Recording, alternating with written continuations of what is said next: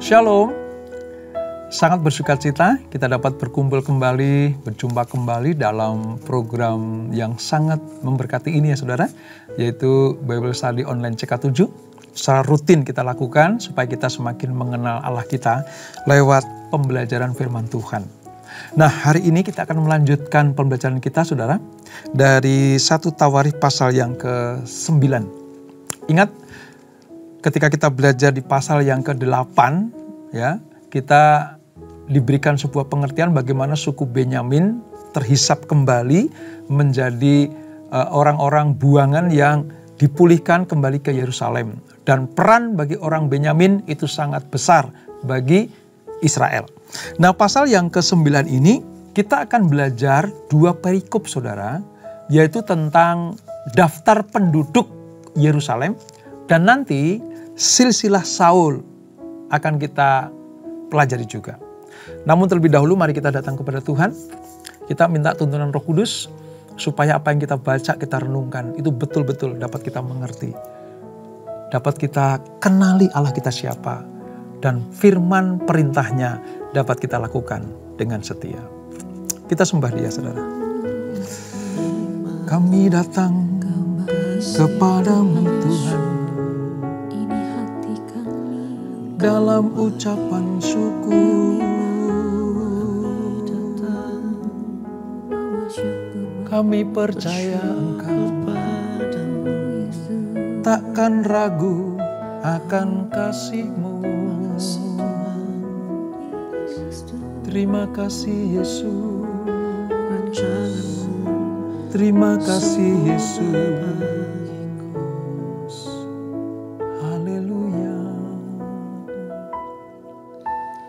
Takkan ragu ku berjalan di dalam lembah yang kelam. Ku tak takut sebab Engkau besertaku.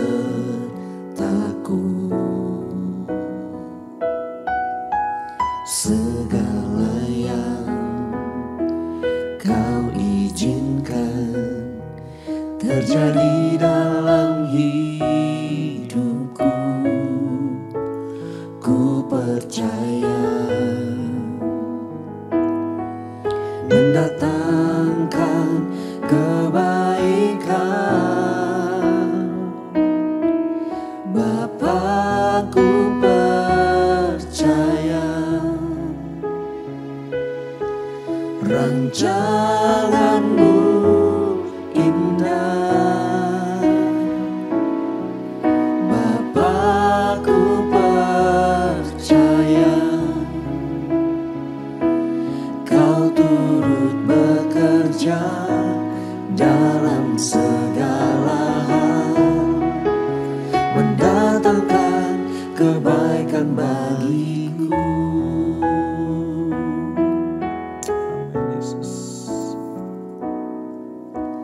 Takkan ragu ku berjalan di dalam lembah yang kelam. Ku tak takut sebab Engkau besertaku.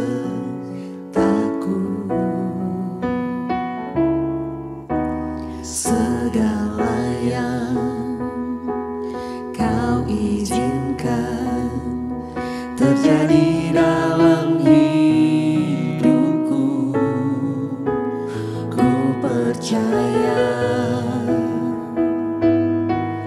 mendatangkan kebaikan.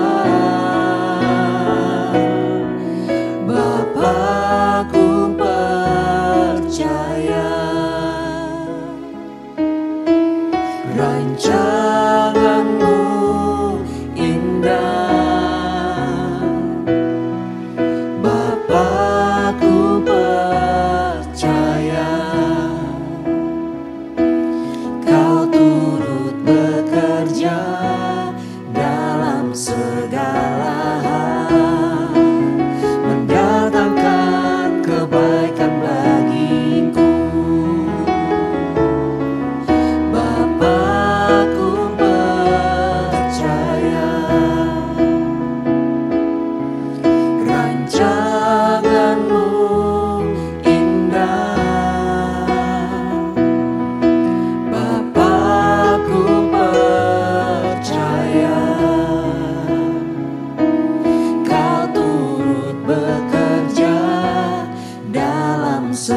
segala hal, mendatangkan kebaikan bagiku.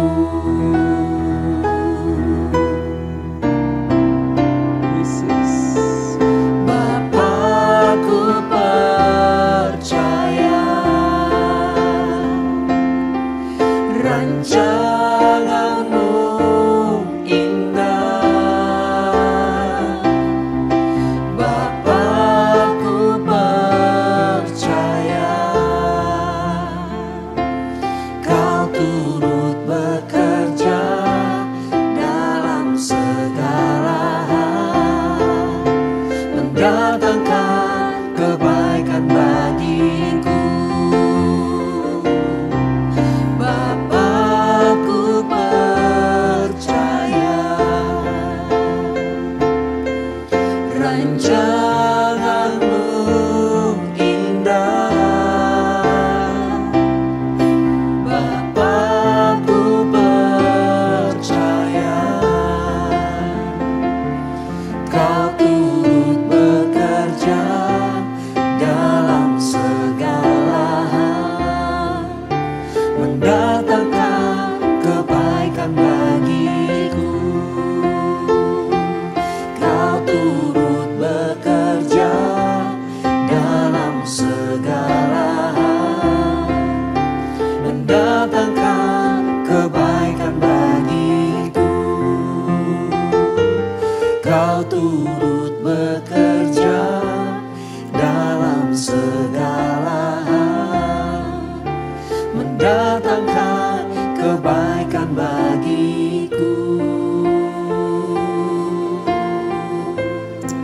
Ya Yesus, Sungguh kami Kau turut bekerja.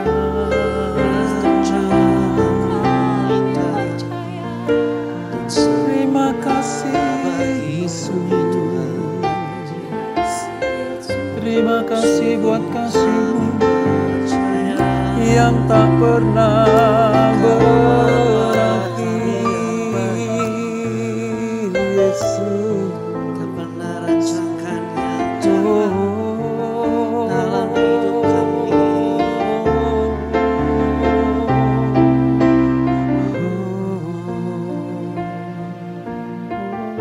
Terima kasih Yesus.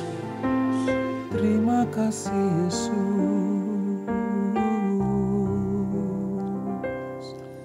Ketika ku hadapi kehidupan ini, jalan mana yang harus ku pilih? Ku tahu ku tak mampu, ku tahu ku tak sanggup. Hanya Kau Tuhan tempat jawabanku. Aku pun tahu ku tak pernah sendiri, sebab Engkau Allah yang menggendongku. Tangan-Mu membelaiku, cinta-Mu memuaskanku. Kau mengangkatku ke tempat yang tinggi. Janji-Mu seperti fajar pagi hari, yang tiada pernah terlambat bersinar. Cinta-Mu seperti sungai yang mengalir, dan ku tahu betapa dalam kasih-Mu. Janji-Mu seperti fajar pagi hari, yang tiada pernah terlambat bersinar. Cinta-Mu seperti sungai yang mengalir, dan ku tahu betapa dalam kasih-Mu. Janji-Mu seperti fajar pagi hari, Yesus, benar. yang tiada pernah terlambat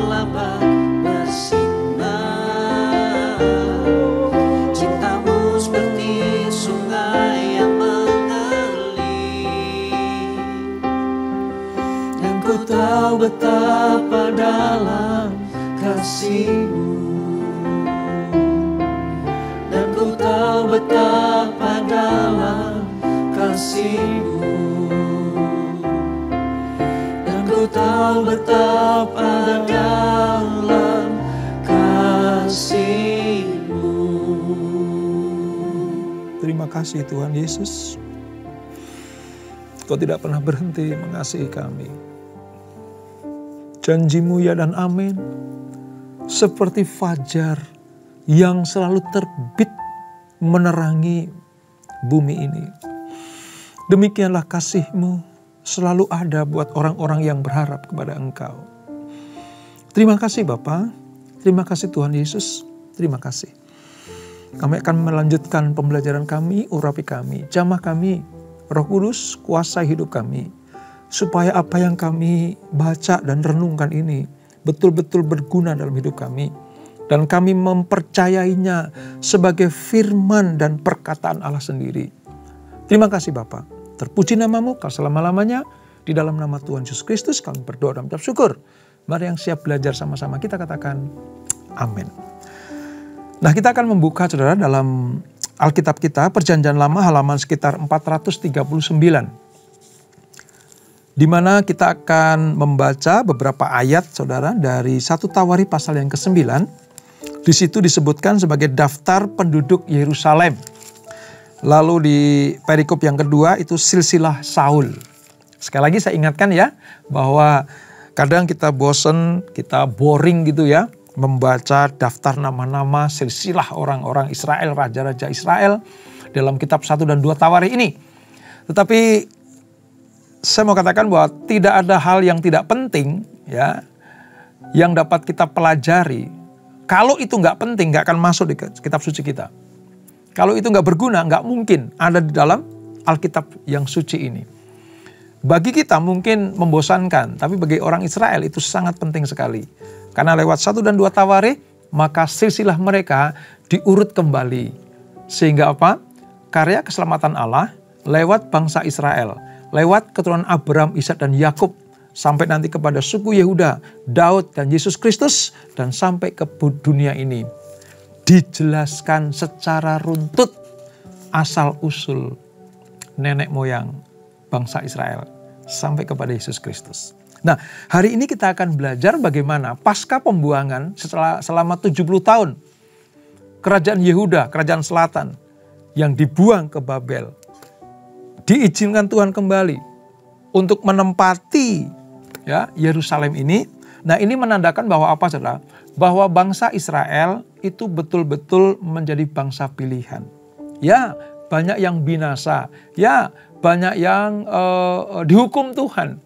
Tetapi ada kaum sisa. Dan kaum sisa inilah yang nanti akan melihat, oh asal usulku tuh seperti ini. Itu ya saudara. Sekali lagi, 1 Tawari dan 2 Tawari menjelaskan kepada bangsa Israel asal usul mereka.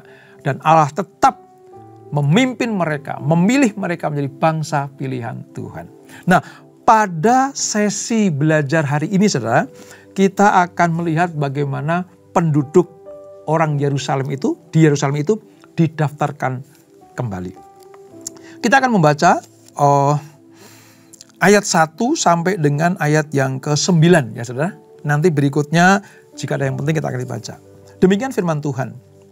Daftar penduduk Yerusalem, ayat 1. Seluruh orang Israel telah terdaftar dalam silsilah. Mereka tertulis dalam kitab Raja-Raja Israel. Sedang orang Yehuda telah diangkut ke dalam pembuangan ke Babel oleh karena perbuatan mereka yang tidak setia. Dan orang-orang yang mula-mula menetap kembali di tanah-tanah milik mereka, di kota-kota mereka, ialah orang Israel awam, para imam, orang-orang Lewi, dan para budak di bait Allah. Kata orang-orang Israel awam itu artinya sebenarnya dia tidak mengerti. Ya, sejak awal hukum diberikan, perjanjian diberikan. Mereka lahir mungkin di pembuangan sana. Jadi mereka betul-betul bahkan belum pernah menginjak Yerusalem. Kira-kira seperti itu. Di Yerusalem tinggal orang-orang dari Bani Yehuda, dari Bani Benyamin yang seperti kemarin kita pelajari, dari Bani Efraim dan Manase. Utai bin Amihud bin Omri bin Imri bin Bani dari keturunan Peres bin Yehuda. Dan dari orang Shela ialah Asaya, anak yang sulung dengan anak-anaknya. Dari keturunan Serah ialah Yewel dengan sanak saudaranya, 690 orang. Dari Bani Benyamin ialah Salu bin Mesulam bin Hodasya bin Hasenoa, Yibnea bin Yeroham, Ela bin Usi bin Mikri, dan Mesulam bin Sefaca bin Rewel bin Yibnia. Dengan sanak saudaranya, mereka menurut keturunan mereka 956 orang. Semua orang itu adalah kepala puak. Tadi mengucapkannya aja susah ya saudara. Tapi ini penting. Ini berguna. Khususnya bagi orang Israel. Dan bagi kita, apa yang tertulis ini adalah semua kehendak dan keputusan Tuhan, ya firman Tuhan. Kira-kira seperti itu. Ya, jadi mari kita lihat saudara. Di dalam 1 Tawarikh pasal yang ke-9 ayat 1 sampai 44 ini saudara. Ini memperlihatkan seluruh masyarakat umat Allah. Seluruh masyarakat umat Allah. Yaitu seluruh Israel. Tadi dikatakan seluruh orang Israel. Dimulai dengan kalimat itu. Setelah mereka kembali dari pembuangan di Babel. Sambil menekankan kesinambungan. Asal usul mereka ya hubungannya dengan Israel sebelum pembuangan. Kenapa saudara? Karena 10 suku di utara itu praktis ya itu hilang. Praktis hilang. Nanti kebanyakan yang akan disebut adalah suku yang selatan itu. Ya, suku yang selatan itu. Nah, kita lihat. Ayat pertama ini memberikan alasan bagi tawanan mereka. Ya. Sedangkan sisa para orang yang tinggal atau orang yang diizinkan Tuhan kembali ke Yerusalem. Itu bagian daripada para imam. Orang-orang Lewi. Dan para budak yang ada di Babel sana nanti melayani di bait suci. Ini ayat yang kedua. Ya, tadi kita baca ayat yang kedua. Mereka dipulangkan. Karena Allah masih punya pekerjaan. Allah masih punya rencana bagi orang Israel. Karena nanti dari orang Israel ini akan melahirkan raja di atas segala raja. Yaitu Yesus Kristus. Itulah sebabnya mereka dipulangkan kembali. Dan dipulihkan kembali jati diri mereka. Plus tugas-tugas mereka nanti. Allah akan memberikan tugas kepada mereka. Ya. Dan mereka akan dipulihkan. Ya, tatanan bagaimana menyembah Allah yang sejati. Yang selama ini telah hilang. Apalagi mereka ada di Babel 70 tahun saudara. Ya, mereka udah lupa bagaimana cara menyembah Allah. Walaupun Daniel, Sadrak, Mesak, Abednego memberikan sebuah kesaksian yang luar biasa. Tapi sebagian dari mereka harus dipulihkan kembali. Bagaimana cara menyembah Tuhan, bagaimana melayani Tuhan di bait Allah. Begitu kira-kira.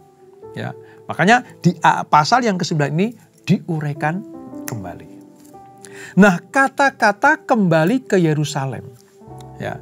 Sebenarnya ini sebuah pengertian bahwa bangsa Israel tidak kehilangan jati diri mereka sebagai bangsa pilihan Tuhan dan penyembah Allah. Ini saudara, yang harus kita perhatikan. Ya, kembalinya mereka ke Yerusalem. Karena Allah belum selesai dengan rencananya. Mungkin kita bisa bertanya, kok nggak dibalikin ke utara, ya, wilayah Betel, atau di wilayah Shilo, atau di wilayah yang lain, kenapa ke Yerusalem? Ingat ya, kita pernah belajar bagaimana Daud menempatkan pemerintahannya dan penyembahan kepada Allah yang benar itu di kota Yerusalem. Yang pernah kita pelajari betapa pentingnya Yerusalem memegang peranan penting bagi kelangsungan kehidupan suku-suku Israel. Termasuk bagaimana mereka menyembah Allah yang diperbaharui. Ya, bait suci pernah runtuh, saudara. Pernah hancur lebur. Diserang oleh Babel, pimpinan Nebukadnezar itu. Tapi Allah memberikan rencana yang indah, dipulangkan kembali. Dan mereka dipulihkan di dalam hal memerintah di negerinya sendiri. Dan menyembah Allah di tempat yang tepat. Nah di sini didaftarkan orang-orang Israel. Ya, didaftarkan. Khususnya mereka yang nanti akan menempati Yerusalem. Sekaligus apa? Menggarisbawahi bahwa kondisi Israel sebagai akibat ketidaksetiaan mereka kepada Allah. Ya, namun karena masa pembuangan selesai, Allah memulihkan kembali. Nah saudara, penekanan pada kata seluruh orang Israel pada ayat 1 ini berkaitan dengan apa saudara? Dengan penyebutan 4 nama. 4 nama. Ya, 4 nama. Siapa saja itu? Tadi ayat yang ketiga. Ada ada Yehuda, ada Benyamin, ada Efraim, ada Manasye. Nah, 4 nama ini sebenarnya yang selatan asli itu cuma Yehuda. Hanya Yehuda. Di pasal yang ke-7 disebutkan Benyamin itu bagian dari utara sebenarnya. Apalagi Efraim dan Manasye. Ya, di utara itu. Tetapi kata seluruh orang Israel di dalam ayat 1a ini menyebutkan bahwa baik utara yang tersisa maupun selatan yang ada dipersatukan. Dipersatukan. Ya. Israel yang terpecah menjadi 2 setelah Salomo mati itu meninggalkan PR yang luar biasa. Daud menyatukan 12 suku Israel. Tapi karena dosa Salomo, Allah menghukum, namun setelah Salomo mati, Israel pecah menjadi 2. Utara 10 suku, ibu kotanya Samaria. 2 selatan, ibu kotanya Yerusalem. Tapi sebenarnya Benyamin pernah ke utara, bergabung dengan utara. Tapi dikembalikan lagi ke Israel, ke Yehuda bagian selatan. Di pasal yang ke-8 kita baca kemarin. Nah pasal 9 ini menggarisbawahi dan menandaskan bahwa seluruh orang Israel. Artinya baik yang sisa di utara dan yang di selatan itu dipersatukan kembali. Sejak pembuangan ke Asyur dan ke Babel, Allah memulihkan mereka. Walaupun tidak sepenuhnya mereka kembali ke Israel. Tapi lewat 4 suku ini, yaitu Yehuda, Benyamin, Efraim, dan Manasye, membentuk sebuah kerajaan Israel yang dipulihkan Tuhan. Yehuda dan Benyamin itu bagian selatan, seperti saya katakan tadi. Sedang Efraim dan Manasye itu bagian utara. Ini ya, kita mengerti sekarang. Di kitab Tawarikh sekarang kita mengerti. Pasca pembuangan mereka dipersatukan kembali. Dengan menyebut 4 suku ini bersama-sama, saudara. Ini mewakili seluruh komunitas Israel. Penulis Tawarikh menekankan pentingnya keutuhan sebagai satu bangsa. Karena nanti Yesus atau Mesias lahir itu disebut sebagai apa, saudara? Disebut sebagai juru selamat bagi Israel dan bagi seluruh dunia. Bukan cuman suku selatan. Walaupun memang selatanlah yang secara garis hierarki keturunan melahirkan Yesus. Ya kan? Daud, ya 12 suku Israel kan ya. Daud, Yehuda, Daud, Yesus. Dari suku Israel, selatan, dari selatan. Tapi Tuhan gak mau. Yesus bukan hanya miliknya orang selatan saja, tapi miliknya 12 suku itu. Dan nanti lewat Yesus Kristus, semua umat manusia yang percaya kepadanya tidak binasa, melainkan beroleh hidup yang kekal.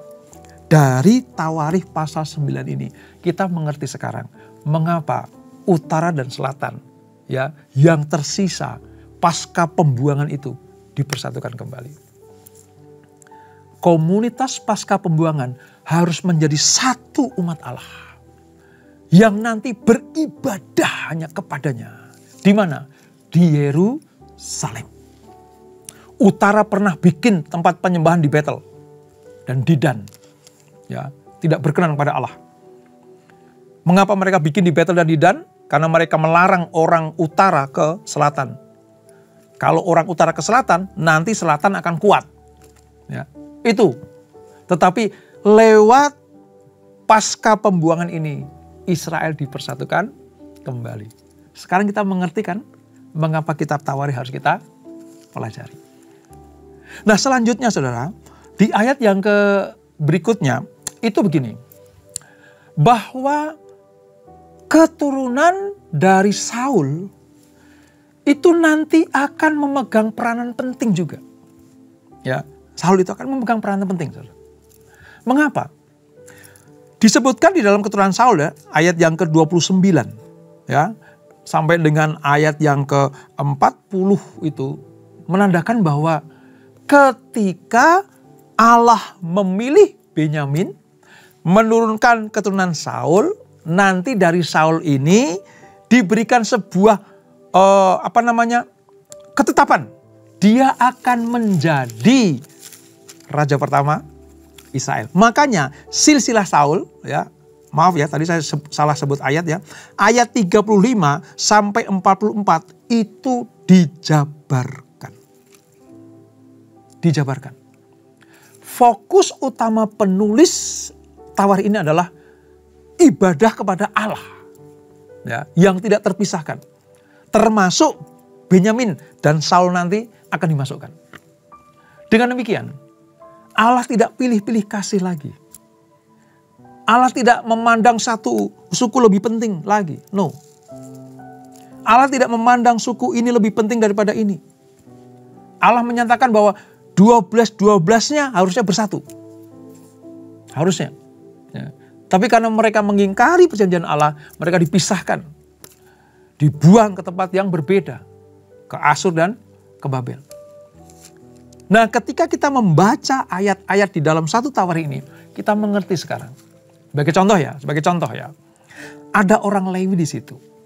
Ya, mari kita baca di dalam ayatnya yang ke 15 saudara. 15. Ya, 15. Ayat 14 ya, 14. Dari orang-orang Lewi ialah Semaya bin Hasub bin Azrikam bin Hasabia dari keturunan Merari. Ya, ayat 15. Lalu Bakar, Heres, Galal dan matanya bin Mika bin Sikri bin Asaf. Suruh tahu, nanti dari suku Lewi ini akan keluar orang-orang yang dipercaya oleh Tuhan untuk menjadi pelayan di bait suci. Sebagai apa, saudara? Mereka akan mengatur jalannya ibadah. Mereka akan penyanyi-penyanyi di bait Allah. Ya, kalau kita nanti sampai kepada kitab Nabi Nehemia, pasal yang ke-11 itu ya, akan menyatakan ada penyanyi-penyanyi di bait Allah. Itu dari mana, saudara? Dari keturunan Lewi. Disebut tadi ada nama Asaf di situ. Lalu ayat yang ke-16 ya, serta Obaja bin Semaya bin Galal bin Yedutun. Dua nama ini, Asaf dan Yedutun, nanti akan kita jumpai kembali ketika kita belajar tentang apa? Tentang siapa saja yang bertugas di bait Allah. Dipastikan mereka adalah para penyanyi di bait suci. Lalu ada lagi penunggu pintu gerbang, itu juga orang Lewi. Sebagian dari mereka juga memegang tugas logistik. Logis itu perbendaharaan atau alat-alat atau sarana prasarana untuk jalannya ibadah. Termasuk apa? Mengolah roti. Ya, coba ya kita baca ayat ini, ayat 31. Ayat 31 dan 32. Kita lihat. Matika, salah seorang Lewi, anak sulung Salum, orang Korah itu mendapat tugas tetap untuk mengolah roti. Tuh, tertulis di kitab Tawarikh. Dan sebagian dari anak-anak orang Kehat, ya, yakni dari sanak saudara mereka, mengurus roti sajian untuk disediakan setiap hari Sabat. Jelas ketika Tawarikh menyebutkan nama-nama ini plus tugas-tugasnya. Karena nanti fokusnya apa, saudara? Fokusnya adalah tata ibadah kepada Allah. Sebagai bagian yang tidak terpisahkan dari kehidupan umat Allah. Saudara tahu? Pasca pembuangan, selain bangsa Israel membangun tembok Yerusalem, Tuhan izinkan juga orang Israel membangun bait suci kembali. Dan ini semuanya diberikan tugas bagi mereka. Dan pada hari ini kita belajar bagaimana orang Lewi mendapatkan tugas yang khusus. Supaya apa? Supaya ibadah orang Israel kembali kepada jati diri mereka yang benar. Kehidupan orang Israel tidak terpisahkan dari kehidupan umat Allah. Tata ibadah mereka tidak bisa dihilangkan. Saudara, sampai dengan sekarang ini, saudara. Kalau saudara pergi ke Israel pada saat sekarang ini, saudara akan melihat bagaimana mereka yang masih menganut Yudaisme atau Yudaisme, khususnya yang belum percaya kepada Yesus, ya, karena ada Yahudi Mesianik, ada Yahudi yang belum percaya Yesus, itu banyak kan Yudaisme. Mereka betul-betul menjalankan tugas-tugasnya. Bahkan kehidupan keagamaan mereka, ritual ibadah mereka, itu menjadi bagian kehidupan sehari-hari. Pagi sebelum sebelum bekerja, mereka datang ke tembok ratapan. Ya. Karena satu-satunya tempat untuk bisa berkata-kata kepada Allah itu di situ. Bait suci nggak ada sekarang. Dihancurkan oleh Jenderal Titus tahun 70. Yang tersisa tembok barat. Ya. Disitulah orang Yahudi menjalankan ritualnya di tembok ratapan. Sambil berdoa supaya apa? Supaya mereka boleh membangun kembali bait suci yang ketiga. Sampai sekarang belum. Walaupun mereka merindukan. Bahkan sarana-prasarana sudah dipersiapkan. Tapi mereka sekedar berdoa di tembok ratapan. Mengapa, saudara? Karena ini loh. Kehidupan orang Yahudi, orang Israel tidak bisa dipisahkan. Dari apa? Tata ibadah mereka. Tata ibadah mereka. Itulah sebabnya mereka selalu menginginkan merindukan bait suci yang ketiga itu dibangun kembali. Pagi sebelum bekerja mereka datang ke tembok ratapan berdoa. Malam pulang kerja sebelum masuk ke rumah dia berdoa kembali di tembok ratapan. Makanya pagi sama malam itu biasanya banyak sekali orang-orang Yudaisme yang berdoa di situ. Ini tata ibadah mereka diperbaharui kembali. Sebab apa, saudara? Sebab ibadah mereka pernah dicemarkan dan dinajiskan sebelum masa pembuangan. Dinajiskan, saudara. Oleh raja-raja, oleh bangsa-bangsa yang datang ke situ. Diinjak-injak tuh bait suci. Ya, masa-masa gelapnya Yerusalem. Bukan hanya penduduknya saja yang menderita, tetapi bait suci lambang keadaan Allah itu betul-betul dinistakan. Maka ketika Tuhan menetapkan kembali Lewi bersama dengan anak-anaknya, tadi ya, Asap, Yedutun, ya, itu akan menjadi orang-orang yang fokus memimpin orang Israel untuk beribadah, memuji, menyembah Tuhan, ya, memainkan musik di bait suci. Allah sudah merinci, menetapkan sedemikian tepatnya. Ya, umat Allah harus berjalan di dalam ketaatan kepada Allah. Nah, apa yang dapat kita petik untuk kita terapkan dalam hidup kita, saudara? Ingat baik-baik. Ibadah kepada Allah harus menjadi bagian yang menyatu dalam kehidupan kita. Ini pesan penting dari 1 Tawarikh pasal yang ke-9. Ya, ibadah kita kepada Allah harus menjadi bagian yang menyatu dalam kehidupan kita. Kalau Allah saja memperhatikan yang diperbaharui dulu setelah dibuang, diperbudak di Babel dan di Asyur, maka tata ibadah dan kerohaniannya dipulihkan dulu. Yang rohani dulu diutamakan. Nanti yang jasmani akan mengikutinya. Hukum Allah seperti itu. Siapa yang menata hidupnya hal yang rohani lebih tinggi daripada hal-hal yang jasmani, saya mau katakan, memang itulah yang Tuhan kehendaki. Carilah dahulu kerajaan Allah dan kebenarannya, maka semuanya akan ditambahkan kepadamu. Ya, carilah dahulu kerajaan Allah dan kebenarannya, artinya perbaiki dulu kehidupan hubungan kita dengan Allah dan sesama. maka semuanya akan ditambahkan. Artinya apa?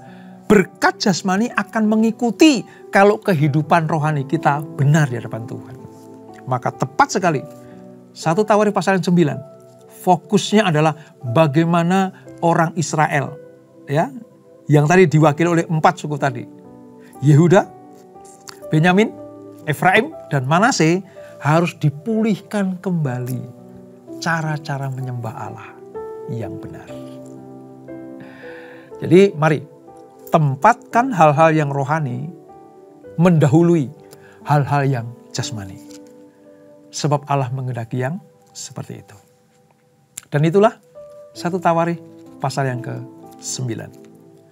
Kita berdoa. Bapa, terima kasih untuk anugerah-Mu.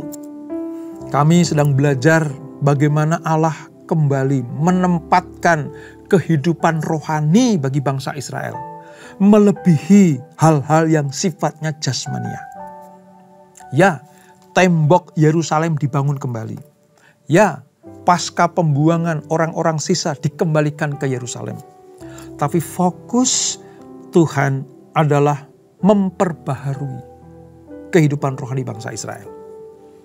Terbukti Allah menetapkan suku Lewi yang tercatat di dalam 1 Tawarikh pasal 9. Bahkan keturunannya termasuk Asap, Yedutun ditetapkan Tuhan sebagai orang-orang yang melayani di bait Allah. Inilah tandanya mengapa Tuhan menempatkan hal-hal yang rohani lebih daripada yang jasmani. Pelajaran buat kami semua Tuhan, kami sadar sekarang. Kami diminta untuk mencari dulu kerajaan Allah dan kebenarannya.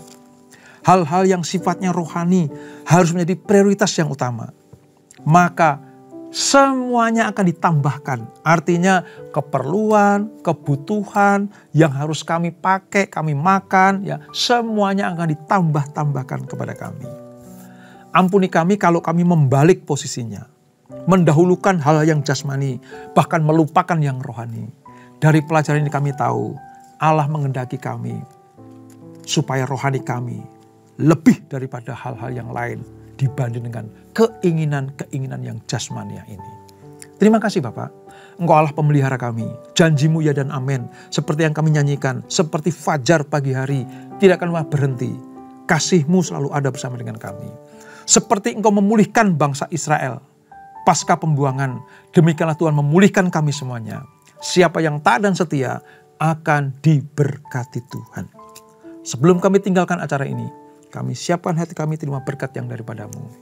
Kekasih Kristus arahkan hatimu kepada Tuhan. Terimalah berkat, kasih anugerah dari Allah Bapa yang berlimpah-limpah di dalam Anaknya yang tunggal Tuhan Yesus Kristus, dan persekutuan yang manis dalam Roh Kudus menyertai kita semuanya. Mulai saat ini sampai Maranatha. Yesus datang yang kedua kali menjemput kita semuanya. Bertemu di awan-awan yang permai, menikmati kemuliaan kekal sampai selama-lamanya. Yang diberkati sama-sama kita katakan amin. Tuhan Yesus memberkati.